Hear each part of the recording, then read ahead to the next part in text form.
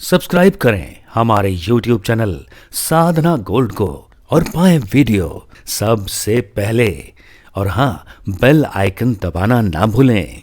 आप जेलर हैं, जेल की पूरी व्यवस्था आपके हाथ में है। जेल में जितने कैदी हैं, आप पहले इंदौर जेल में जेलर रहे, अभी वर्तमान में सागर का जो जेल है वहाँ के जेलर हैं। और आपने जेल के कैदियों को भागवत की कथा सुना सुना के उनको भी भक्त बना दिया। और आप आज हमसे कह रहे थे कि कथा का इतना बढ़िया प्रभाव पड़ा है कि जेल के लोग एकादशी का व्रत करने लग गए हैं, जेल के कैदी।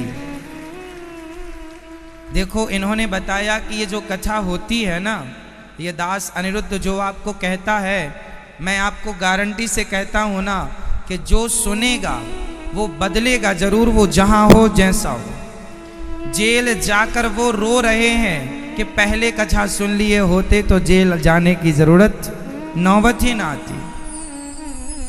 एकादशी जितने जेलर जेल में जितने कैदी करते हैं ना, तो सरकार की ओर से उन्हें फलाहार तो मिलता नहीं है।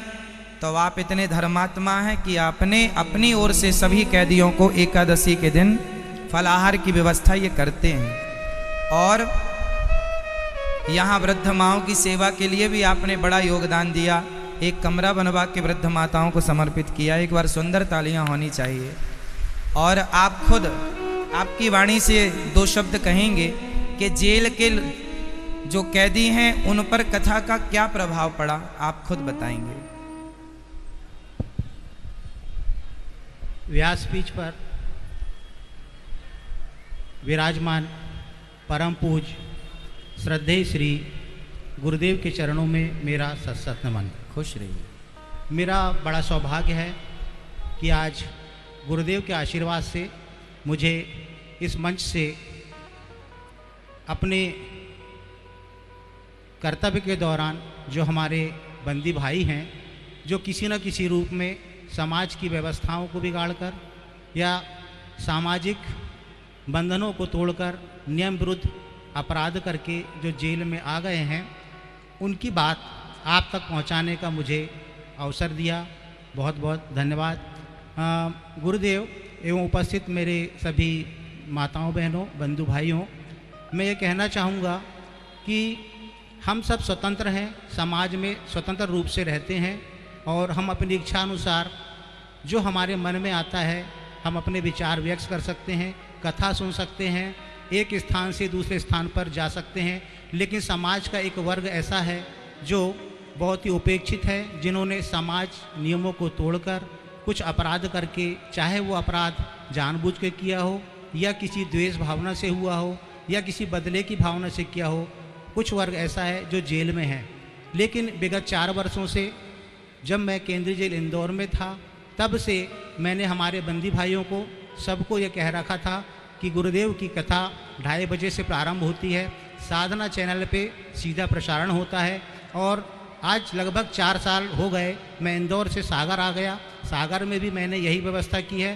तो हमारे जो बंदी भाई हैं और जो महिला बंदनी बहनें हैं, वो सभी 2:30 बजे से आपकी कथा का पूरी तरह से श्रवण करते हैं।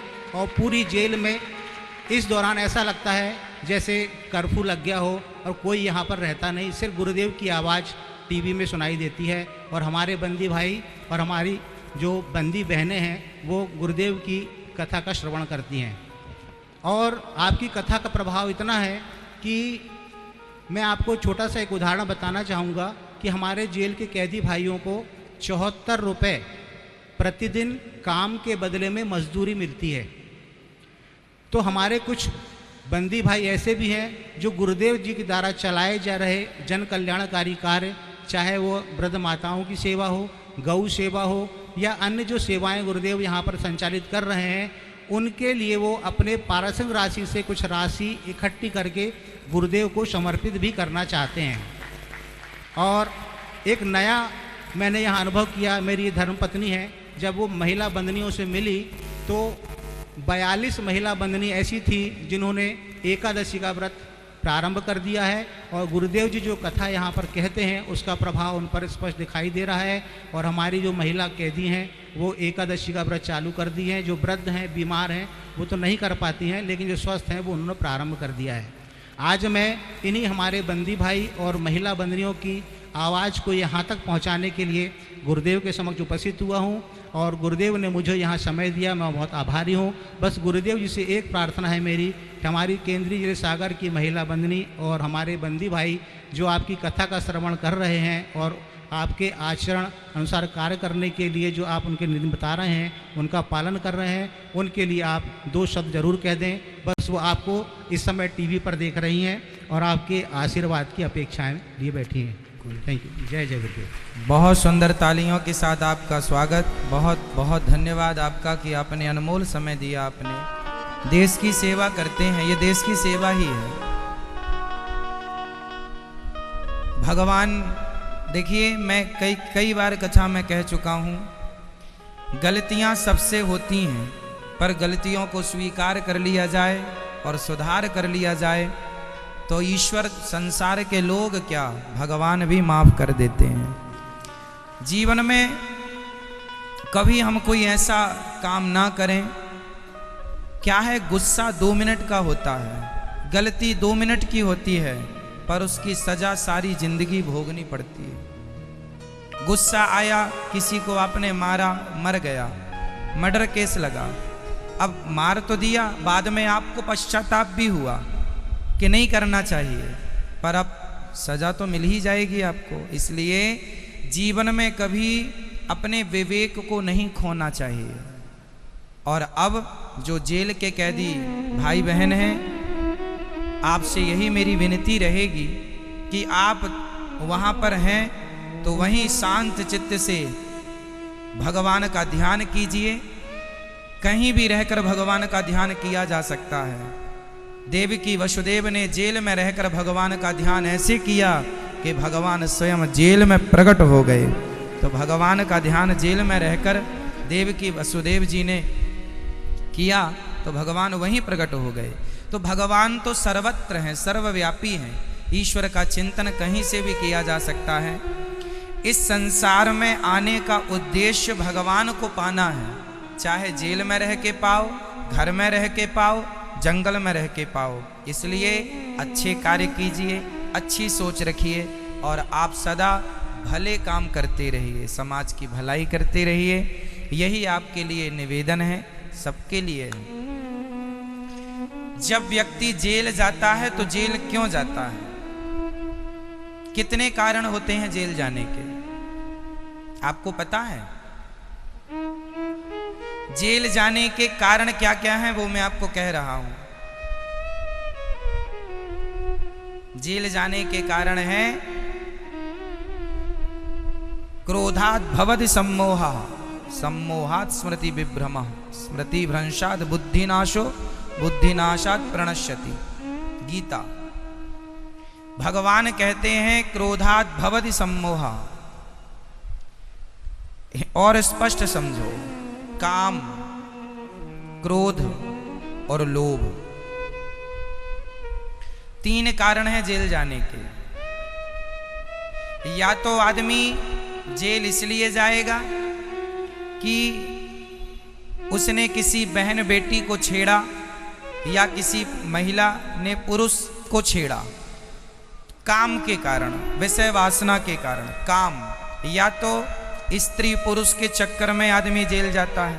पहला काम, मूल है काम। काम वासना सताती है तो आदमी उल्टे काम करता है, तो काम के कारण जेल गया। काम वासना, काम, पहला काम। दूसरा क्रोध, जब आदमी गुस्से में मार देता है, उल्टे काम कर लेता है, तो या तो काम, या तो आपको गुस्सा आया, गुस्से में गलत किया, जेल। काम, क्रोध। और तीसरा है लोभ। जो मर्डर करते हैं वो लोभ के कारण तो करते हैं, पैसे मिल जाएंगे, सुपारी मिल जाएगी, मर्डर कर दिया, पकड़े गए सो जेल। चोर क्यों जेल जाता है? लोभ के कारण। चोर क्यों जेल जाता है?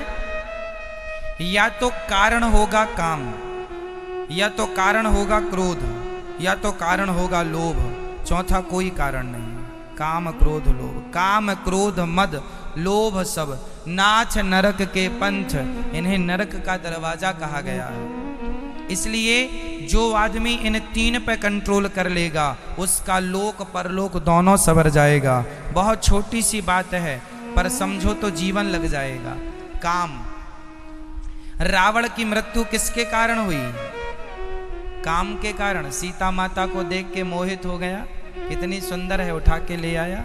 दूसरों की स्त्रियों को तुम उठा कर ले आओगे तो ये काम वासना ही तो है, सर्वनाश हो गया। काम, काम, क्रोध, ज्यादा गुस्सा, जरूरत से ज्यादा गुस्सा, गुस्से में कुछ भी बोल देना, बोल दिया तो झगड़ा हो गया, झगड़ा हो गया तो माथा फोड़ी हो गई, लो भाई अब जाओ। या फिर लोभ, इस तीन चीज से हमें लोभ नहीं, लोभी बनो, भगवान का लोभ रखो। कन्हैया कब मिलोगे, भगवान कब मिलोगे, कन्हैया तुम्हें एक नजर देखना है। लोभ करना बुरा नहीं है पर भगवान का कोई लोभ करे तो लोभ अच्छा है, लोभ अच्छा है यदि भगवान का हो।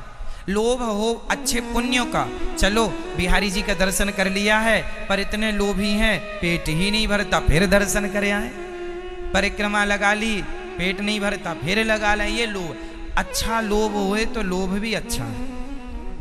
भगवान से मिलने का लोभ, कथा सुनने का लोभ, कीर्तन का लोभ, अच्छी संगति का लोभ है ना, दान पुण्य का लोभ। यदि अच्छा लोभ है तो लोभ अच्छा है। काम वासना भी बुरी नहीं है पर काम कैसा हो, स्त्री पुरुष पति पत्नी आप दोनों शादी के जोड़े में बंधन में बंधो और शादी के बाद अपने काम से एक ऐसी संतान उत्पन्न करो जो समाज की सेवा करे, जो राष्ट्र की सेवा करे, जो भगवान का भक्त हो। भाई काम से ही तो बच्चे पैदा होते हैं, तो काम ना हो तो बच्चे ना हो। तो यदि संसार को अच्छी संतान देने के लिए कहते हैं जननी जने तो भक्त जने, जननी जने तो भक्त जने, या दाता या सूर, या से तो बंध्या भली, काहे गवावे नूर। जन्म दो तो भक्त को जन्म दो, या भगवान को जन्म, भक्त को जन्म दो, या भगवान को जन्म दो, या समाज की सेवा करने वाले को जन्म दो। ऐसे लोगों को जन्म दो तो आपका गर्भ भी पवित्र है।